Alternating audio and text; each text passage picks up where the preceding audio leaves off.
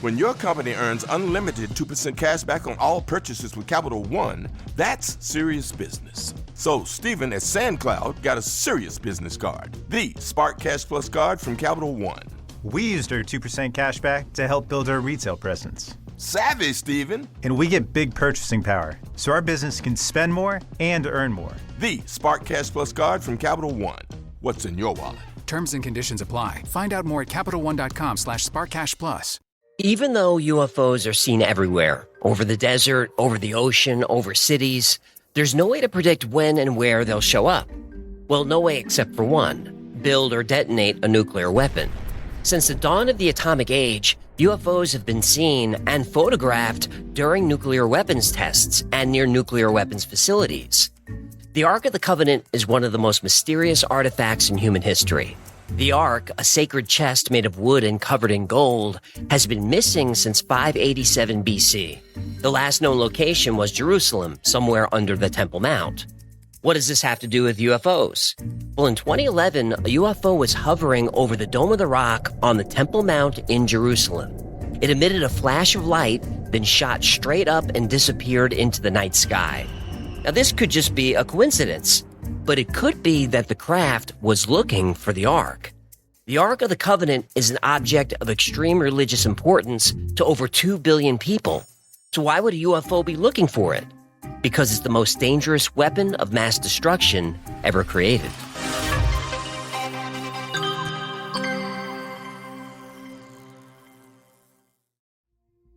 The Ark of the Covenant, also called the Ark of the Testimony or the Ark of God, the story has captivated us for over 2,000 years. Unlike Noah's Ark, the Ark of the Covenant isn't a boat. In fact, the word ark comes from the Latin word arca, which just means large box or container. Like Noah's Ark, the Ark of the Covenant was filled with items chosen by God to represent his presence on earth. But what is the Ark really? A container for holy relics? Or as Indiana Jones said, a radio for talking to God? Or is it God's ultimate doomsday machine, a super weapon for the righteous? It's said to possess tremendous power, including the ability to unleash plagues and natural disasters. As the legend goes, an army that carries the Ark before it is invincible. Or was the Ark something more mundane? The story of the Ark of the Covenant begins in the book of Exodus and is mentioned in Deuteronomy, Joshua, Judges, Samuel, Kings, Chronicles, Psalms, Jeremiah, Hebrews, and Revelations. In total, the Ark is mentioned over 200 times in the Bible. It was carried by the Israelites as they traveled through the desert on their journey to the Promised Land. The Ark would fly into the sky miles ahead of the Israelites and show them the way. It would protect them from any dangers in their path. It parted rivers, created walls of fire, caused the mighty city walls of Jericho to crumble, and reduced mountains to dust. According to the Bible, God summoned Moses to the top of Mount Sinai. There, Moses was given 2 stone tablets inscribed with the 10 Commandments. These tablets were to be stored in the Ark of the Covenant. The Ark also held a pot of manna, which is described as being like coriander. It also contained the rod of Moses' brother Aaron. This was the same rod that transformed into a snake in front of the Pharaoh, turned the Nile blood red, and parted the Red Sea. God gave Moses very specific instructions on how to build it. Make an ark of acacia wood, 2.5 cubits long, 1.5 cubits wide, and 1.5 cubits high. Overlay it with pure gold, both inside and out, and make a gold molding around it. Then put in the ark the tablets of the covenant law, which I will give you. In modern measurements, the Ark was a little smaller than 3 feet by 5 feet. On top of the Ark were cherubim. Sometimes you've seen these depicted as angels, sometimes as winged sphinxes. The face of a man, the body of a lion, and the wings of an eagle. Make 2 cherubim out of hammered gold at the ends of the cover. The cherubim are to have their wings spread upward, overshadowing the cover with them. The cherubim are to face each other. Place the cover on top of the ark and put in the ark the tablets of the covenant law that I will give you. The lid of the ark was made from solid gold and was called the carapet, which means to atone, but the more traditional name for it translates to the mercy seat. It was called a seat because between the 2 cherubims, God would literally manifest to sit and talk with Moses. The ark probably weighed about 500 pounds, maybe more, and God gave instructions on how to transport it. Cast 4 gold rings for it, and fasten them to its 4 feet, with 2 rings on one side and 2 rings on the other. Then make poles of acacia wood, and overlay them with gold. Insert the poles into the rings on the sides of the ark to carry it. God also declared it was to be carried by 4 priests of the Levite tribe, but they were forbidden from looking at it as they walked. The Ark of the Covenant was basically a mobile sanctuary, a place for God, while the Israelites searched for the Promised Land. When it was being moved, it was always covered by cloth or animal skins. When they stopped to rest, the Ark couldn't be placed on the ground, so it was held up by poles. The tabernacle, the temporary structure made to house the Ark, was made of wooden pillars, supporting curtains and veils. There was an outer tent where items of worship were placed, and a separate inner sanctum for keeping the Ark. The outer tents were made of takash skins, which experts agree were animal skins. But exactly what animal? Well, that's controversial. Some translations of Exodus call it goat skins or badger skins, not too strange. However, other translations say the tents were made from porpoise, manatee, and seal skins, which are not easy to find in the desert. One last translation says the takash was made from a single enormous animal more than 50 feet long, with multicolored skin and a single horn on its head. Sounds like the tabernacle was covered with the skin of a unicorn. God dictated to Moses the construction and materials used to build the tabernacle, the menorah, and other objects, but the ark was extremely dangerous. It had to be kept far away from where the Israelites camped, 2,000 cubits, or about half a mile.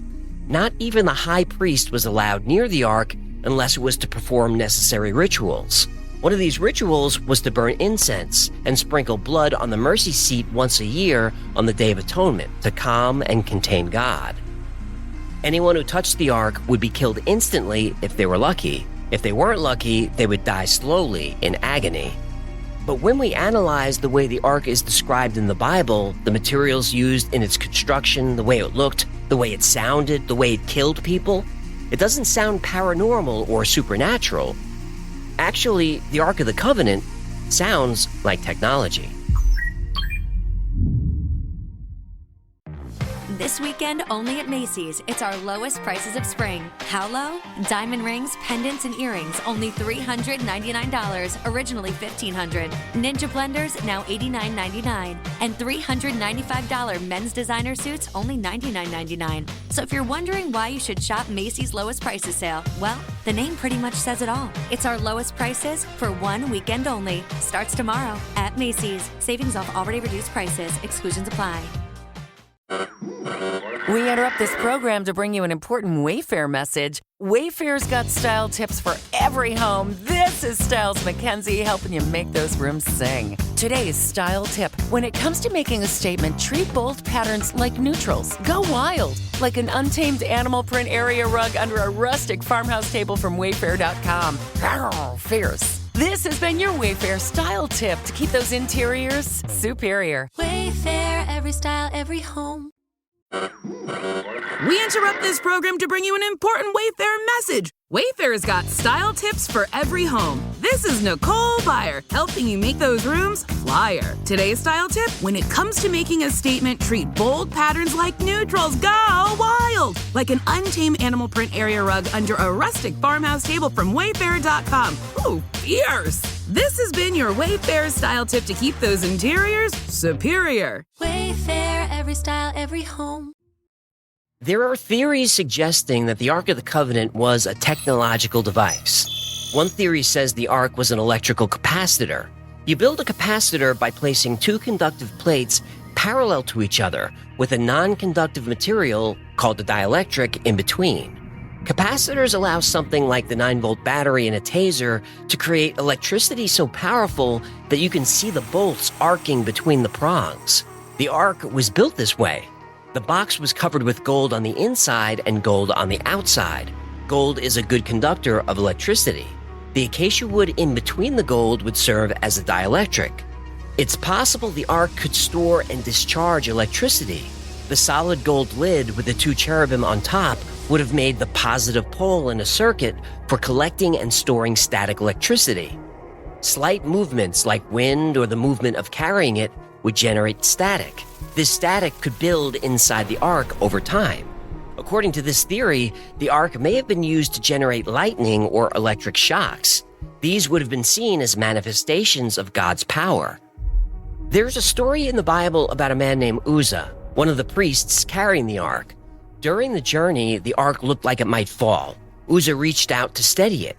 When he touched the ark, he was instantly killed in a way that sounded like he was electrocuted. If the ark were designed like a capacitor, this would explain why anyone who touched it would die, regardless of their intentions. Electricity doesn't care about religion.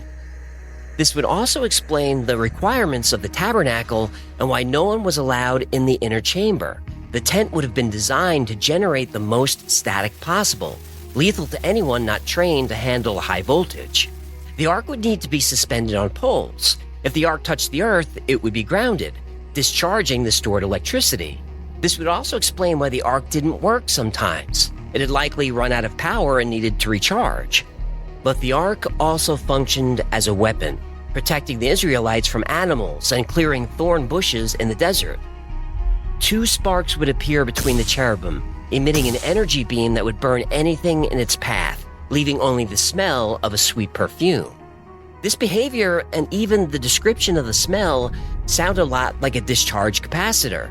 If you've ever accidentally hooked a capacitor up backward, the smell is most often described as a powerful fish smell. But it can also create a sickeningly sweet smell like perfume. Another theory suggests that the ark was a machine that could communicate with God. And there I will meet with thee, and I will speak with thee from above the ark cover, from between the two cherubim which are upon the ark of the testimony. The cherubim on the ark's lid may have functioned as antennas, providing a large surface area for converting electrical energy into electromagnetic waves. The gold coating would allow those waves to be transmitted more efficiently. There's also a theory that the ark used nuclear power. It contained radioactive material such as uranium, which is found in the area. When uranium undergoes nuclear fission, it releases a massive amount of energy in the form of heat, light, and radiation. This energy could be harnessed and used to power various devices or weapons. When the walls of Jericho came down, it was said to have been caused by the sound of the trumpets and the presence of the ark. According to this theory, the ark may have contained a radioactive substance triggered by sound waves, destroying the city. The priests who carried the ark had to wear a metallic breastplate and a metal apron, similar to the lead blanket used when you get an X-ray. Whenever a priest approached the ark, he had to have a rope tied around his leg. If the priest died, his body could be dragged away from the ark. There's even more evidence that the ark was radioactive. In the book of Samuel 1, the Philistines and Israelites were engaged in a fierce battle. The Israelites brought out the Ark of the Covenant, believing it would bring them divine protection and victory in battle. But God didn't command this, so the ark didn't work. The Philistines won the battle and took the ark to their own city, Ashdod. On the first morning, the Philistines found the idol of Dagon, their fish god, face down, bowing before the ark. They put it back in its place, only to find it bowing before the ark again, shattered to pieces this time. As soon as the ark arrived, the people in the city became infected with painful tumors on their skin. And it was so that after they had carried it about, the hand of the Lord was against the city with a very great discomfiture. And he smote the men of the city, both small and great, and emerods broke out upon them. Emerods are tumors that sound a lot like radiation burns. Then illness swept through the city that sounded like radiation sickness. The Philistines believed that the ark was cursed and moved it to another city, Gath. But tumors and sickness happened there. Then they moved it to Ekron. The tumors followed. Finally, the Philistines sent the ark back to the Israelites, along with gold and incense. They sent therefore and gathered together all the lords of the Philistines, and they said, Send away the ark of the God of Israel, and let it go back to its own place. The Ark was eventually moved to Jerusalem, where a temple was built. The Ark was then placed in the Holy of Holies, the innermost chamber of the temple. The Ark remained there for over 300 years, playing a central role in Israelite religious life. And then suddenly, it was gone. In 587 BC, after a 30-month siege, Jerusalem fell to the Babylonian army. The Babylonians looted the temple's treasures and burned the building to the ground. They kept meticulous records of everything they took from Jerusalem. Even though the Ark of the Covenant was stored in the temple, it wasn't on the list. And that's where the Ark disappears from history. So if the Babylonians didn't take it, who did? And where is it today? Some people think the answer lies on the infamous copper tablet. When the Dead Sea Scrolls were discovered, most were made of papyrus and contained religious stories not found in the Bible. But one of the scrolls was very different. It was made of copper. According to Ark hunter Jim Barfield, the copper scroll does not contain the Word of God. The copper scroll is not a Bible story. On that copper, they have hammered instructions to find treasures from the Temple of Solomon, which I believe includes the Ark of the Covenant. Barfield believes that while the Babylonians were attacking, the treasures of the Temple of Solomon were quietly taken out of the city. Among those treasures was the Ark of the Covenant. The book of 2 Maccabees says that the prophet Jeremiah did exactly this. Under the Temple Mount is a vast network of tunnels. Even though miles of tunnels have been explored, none were found that would serve as an escape route from the temple. But in 2007, that changed. A new tunnel was found that runs from the Temple Mount to the Kidron Valley, well outside the city. From Kidron, the Ark could have been taken to a town called Qumran. This also happens to be the place where the Dead Sea Scrolls were found. The Copper Scroll lists 64 places in and around Qumran where treasures might have been hidden. One place is described as steps, east, 40 cubits long. Buried under those steps, according to the Copper Scroll, is over 1,000 pounds of silver. Barfield found the steps. Then he found another location that describes a well and a courtyard. Under the courtyard is buried 33 tons of polished gold. He found the courtyard and the well. Jim Barfield brought his evidence to local authorities and asked for permission to dig at the site, but he was refused. Later, he went back with a metal detector tuned to look for gold and silver. When he got near the location, the metal detector went crazy. Again, he asked for permission to dig. Again, he was refused. Barfield was certain that there was a third site containing even more treasure, including the Ark. Using the first two locations as waypoints, he drew a straight line to a cave in a nearby hill. The cave appeared to be sealed shut, intentionally. Barfield took a stone sample from the cave entrance and had it tested in a lab. The results were interesting. I decided that I would take a sample of this stone and send it off to a lab in Skokie, Illinois, where we had it examined, and they find that it is man-made mortar in a common mixture and formula from that time frame. Why would somebody seal a random hill with concrete? When he took the metal detector to the sealed cave, it measured 5 times the amount of metal that was detected at Qumran. Jim Barfield is firmly convinced that this is the location of the Ark of the Covenant. To this day, permission to dig has not been granted. Many Ark historians believe that if the Ark was in Qumran, it's not there anymore. They believe the Ark was taken by a Catholic military order called the Poor Fellow Soldiers of Christ and the Temple of Solomon. You might know them as the Knights Templar. During the Crusades, a new Catholic military order emerged, the Knights Templar. From the start, the Templars were shrouded in secrecy and mystery. They were also shrewd in finance and politics. They convinced both the Pope and Jerusalem's leaders that they would protect Christian pilgrims traveling to the Holy City. But once the Knights Templar established their headquarters on the Temple Mount, they started digging. And they weren't after treasure. The Knights were obsessed with religious relics, and there was no greater prize than the Ark of the Covenant. The Templars were known for using caves and tunnels. Recently, a structure was found in a cave system called Zedekiah's Cave. This fortification was a guardhouse built to defend the Knights Templar if they had to escape the city. Legend says they found the Ark and took it to their European headquarters in France, the famous Chartres Cathedral. There it stayed for several hundred years. By the 14th century, the Knights Templar had lost most of their military power, but had become wealthy through banking. King Philip of France had found himself deeply in debt to the Knights. In 1307, he convinced the Pope to move against the order and seize their assets. On Friday the 13th, October 1307, the Knights Templar were declared outlaws.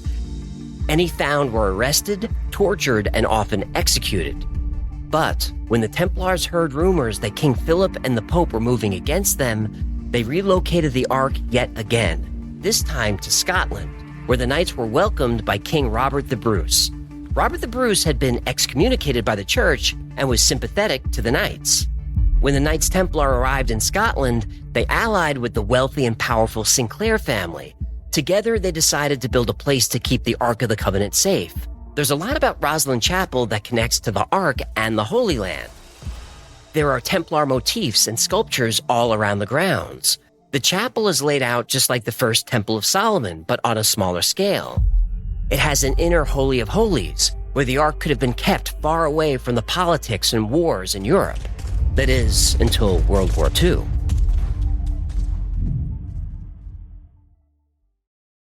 The Nazis were obsessed with the occult and religious relics. It's well documented that they searched for the Spear of Destiny, also known as the Holy Lance. This spear is said to have pierced the side of Jesus as he hung on the cross during his crucifixion. They also looked for the Holy Grail, the cup that Jesus used during the Last Supper. They sought the Shroud of Turin, the cloth used to wrap the body of Jesus after his crucifixion. The Germans wanted the menorah, a 7-branch candelabrum created during the Exodus. And of course, they sought the other object created during the time of Moses, the Ark of the Covenant. After they conquered France, the Germans engaged in major archaeological digs at Chartres Cathedral and other suspected locations of the Ark. After France fell to the Nazis, American President Roosevelt arranged for the contents of Rosslyn Chapel to be moved to the Americas where they could be better defended. So the Ark was sent from Scotland to New Scotland, also known as Nova Scotia, specifically to Oak Island. While this is just a legend, there is a complex system of caves and tunnels on Oak Island. But there are two questions that have never been answered. Who dug the tunnels? And what were they hiding?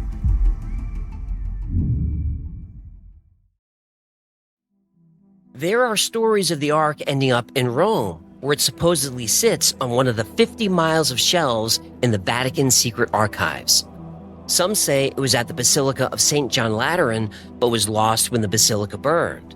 According to the Apocrypha, a collection of 15 books written between 400 BC and the time of Jesus, the prophet Jeremiah burned the Ark on Mount Nebo, where Moses died. It was also in the same document that the prophet Jeremiah, having received an oracle, ordered that the tent and the ark should follow with him, and that he went out to the mountain where Moses had gone up and seen the inheritance of God. Jeremiah came and found a cave dwelling, and he brought there the tent, the ark, and the altar of incense. Then he sealed up the entrance. Some of those who followed him came up intending to mark the way, but could not find it. When Jeremiah learned of it, he rebuked them and declared, "The place shall remain unknown until God gathers his people together again and shows his mercy.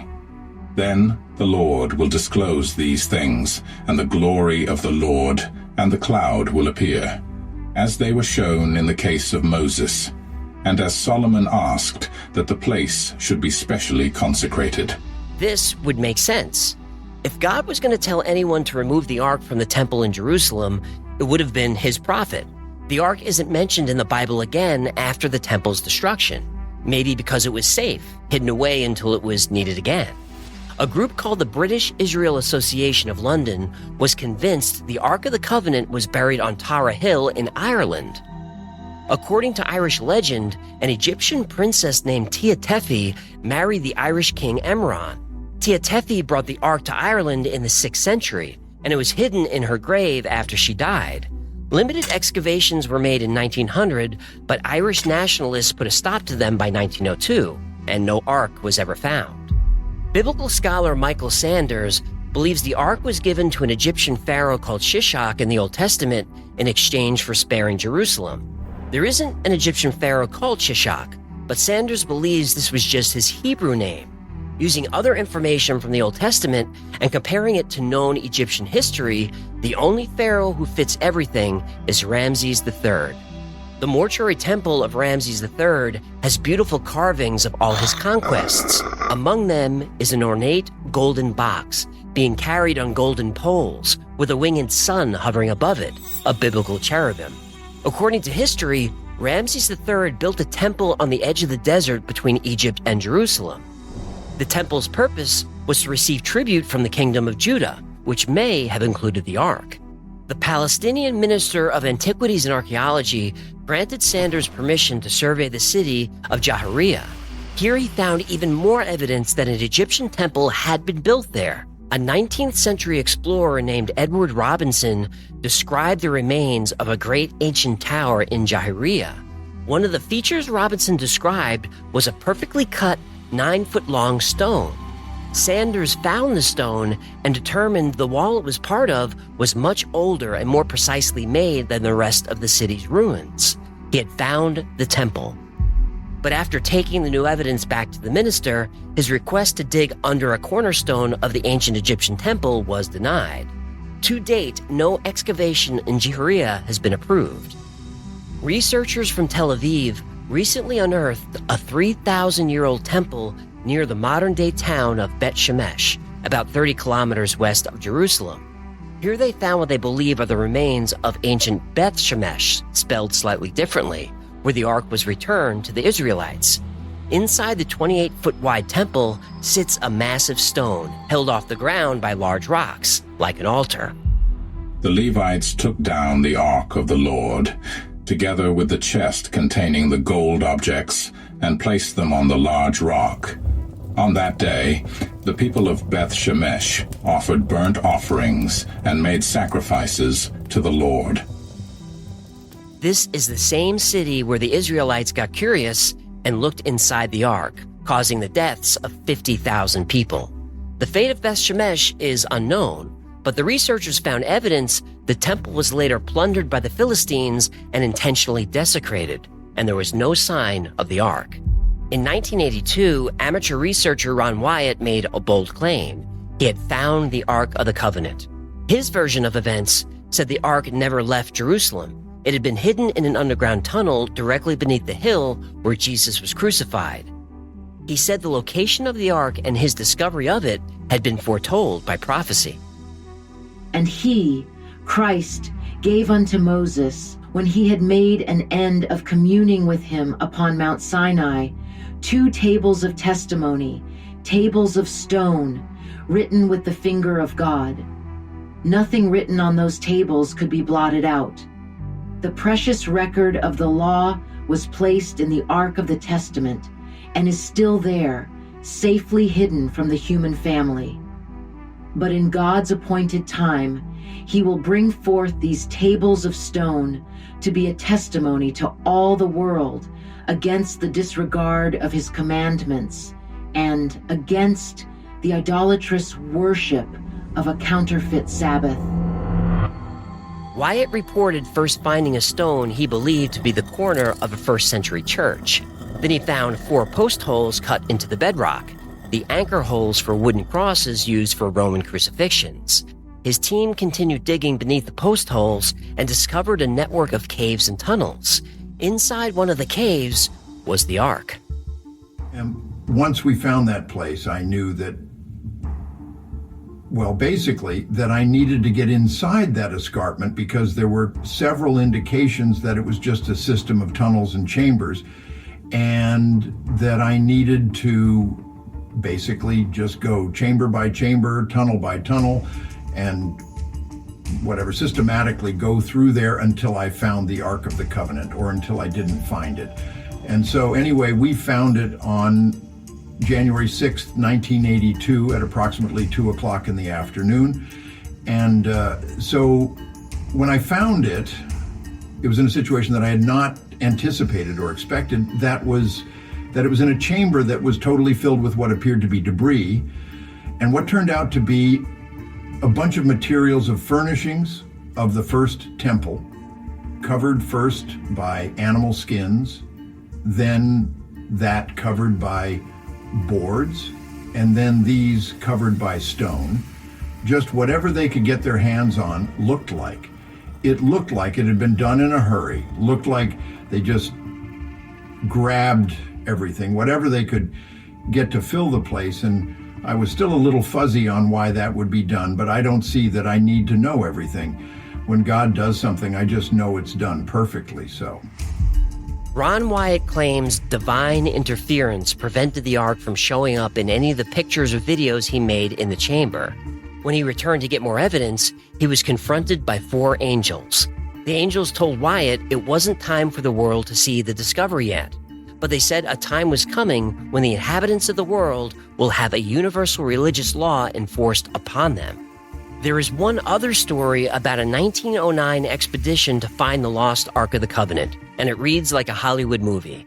British explorer Monty Parker set out to find the Ark, joined by a Swiss psychic, a Finnish poet, an English cricket champion, and a Swedish adventurer who had been a steamboat captain on the Congo.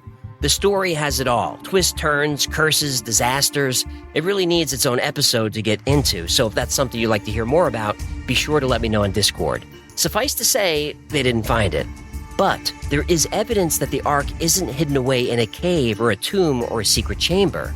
It's not hidden at all. For hundreds of years, the Ark has been in plain sight inside a church in what might sound like an unlikely place for a Jewish artifact. The Ark of the Covenant is in Ethiopia.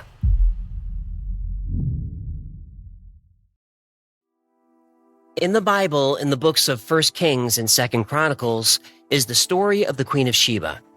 She was a wealthy and powerful queen who ruled over the Aksumite kingdom, located in what is now Ethiopia and Yemen. The Queen of Sheba heard of the great wisdom of King Solomon of Israel and traveled to Jerusalem to meet him. After witnessing the splendor of his kingdom, the Queen of Sheba returned home. And that's the last account of the Queen of Sheba in the Bible. But there's more to the story. The Kebra Nagast is an Ethiopian text that's at least 700 years old and is considered by many Ethiopian Christians to be historically reliable. The text contains an account of how the Queen of Sheba not only met King Solomon, but had a son by him named Menelik. At the age of 22, around 950 BC, Menelik went to Jerusalem to meet his father. While there, Menelik's companions stole the Ark and replaced it with a replica. Solomon and Menelik discovered the switch, but only after Menelik was flying back home. There was nothing Solomon could do about it. The Church of Our Lady Mary of Zion in Aksum claims to possess the actual Ark of the Covenant.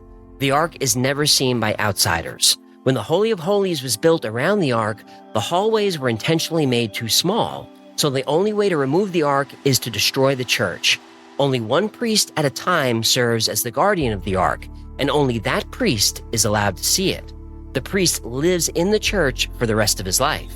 Being the custodian of the Ark is a great honor, but it's also a death sentence. Priests who guard the Ark have a very short lifespan. Once appointed guardian, they typically live no more than 2 or 3 years, and before they die, they develop cataracts and go blind. These symptoms are consistent with exposure to high levels of radiation. High in the mountains of Ethiopia, there's another location that may have been home to the Ark, the ancient city of Lalibela. Here there are 11 churches that weren't built from the ground up, but carved from the top down, some as deep as 150 feet into solid stone.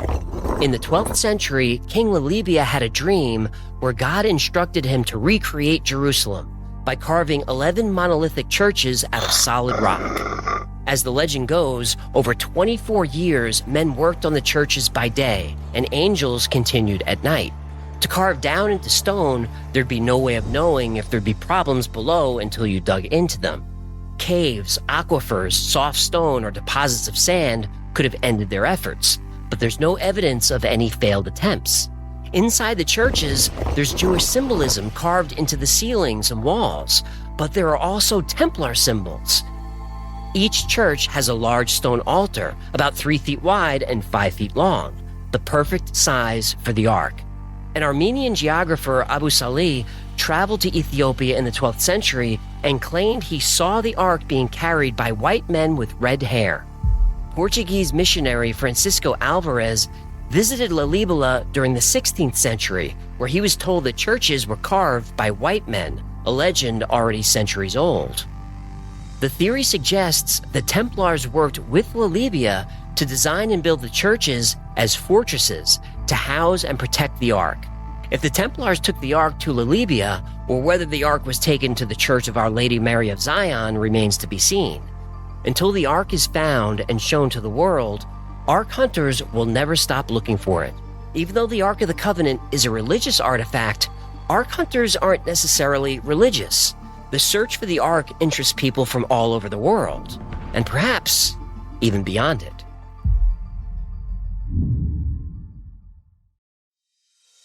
The location of the Ark of the Covenant has been a mystery for over 2,000 years. That's plenty of time for confusion and contradiction to arise. Even the Bible portrays the Ark behaving differently at various times.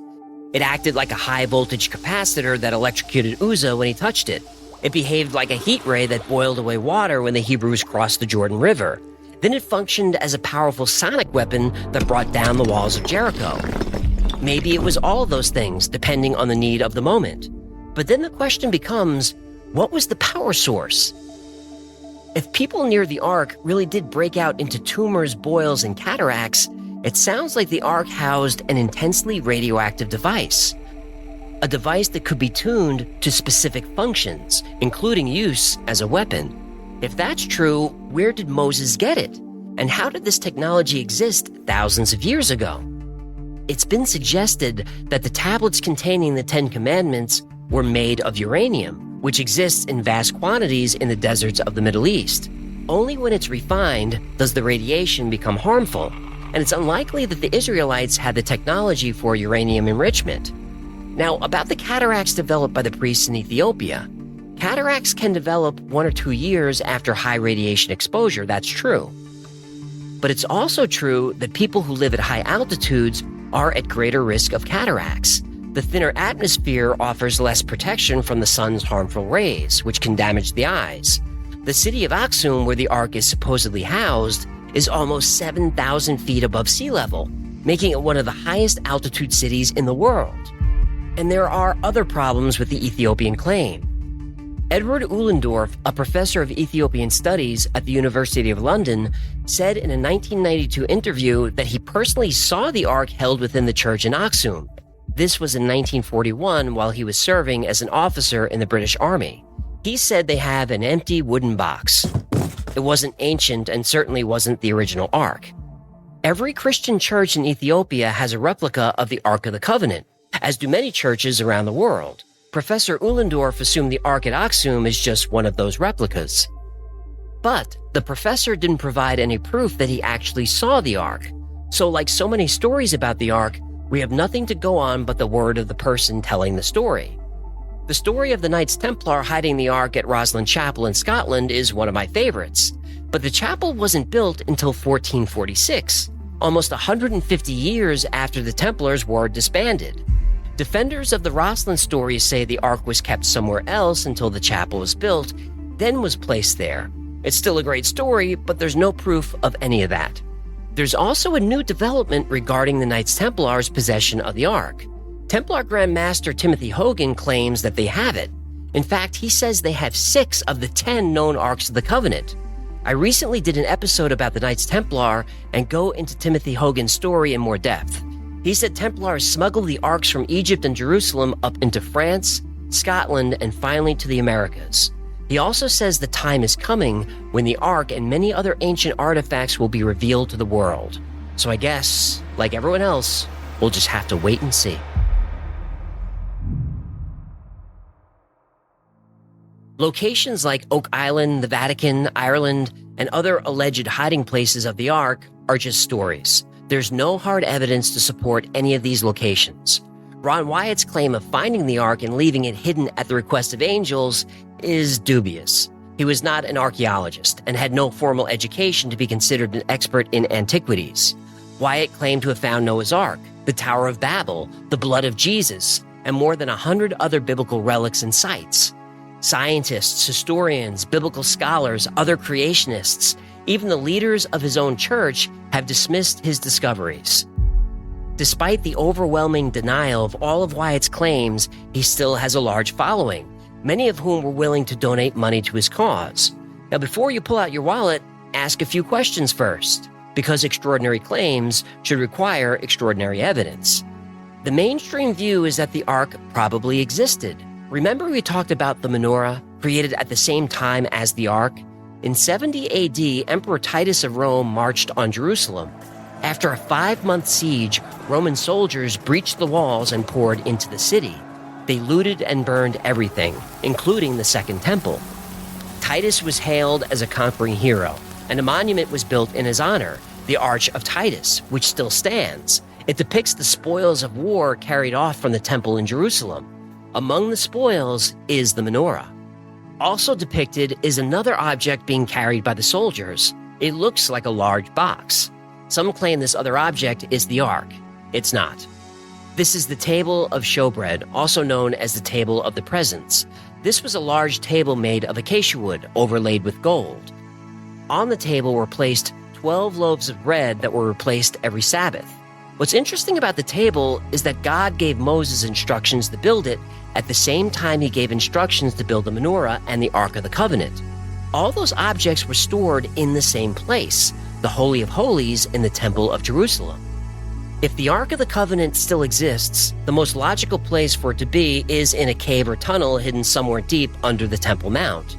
But permission to dig will not likely ever be granted. The site is considered sacred by Jews, Christians, and Muslims. Any damage to the site would be seen as an affront to these religions, or worse, a provocation. It's a common story in every country. Evidence of the Ark is presented, and the government denies the request to dig for it. No one in control seems to want to know where the Ark really is, and maybe that's for the best. Zechariah was a prophet who lived during the time of the Second Temple in Jerusalem. Many of his prophecies are related to the return of the Ark of the Covenant. The return of the Ark is also mentioned in Revelation. Then God's temple in heaven was opened, and within his temple was seen the ark of his covenant. And there came flashes of lightning, rumblings, peals of thunder, an earthquake, and a great hailstorm. The return of the Ark happens at the end of the world. That might sound dramatic, but think about what would happen if the Ark was discovered by Muslims, Jews, or Christians. What people would be the best stewards of the Ark? Everyone would want it. But whose decision is that to make? The discovery of the Ark could be a spark that ignites war in the region, possibly escalating to World War III. And the next thing you know, the end-time prophecies are coming true. Like so many others, I'm fascinated by the Ark of the Covenant. I'd love to know where it is. But for now, the location of the Ark of the Covenant remains a mystery. And for all our sakes, let's hope it stays that way.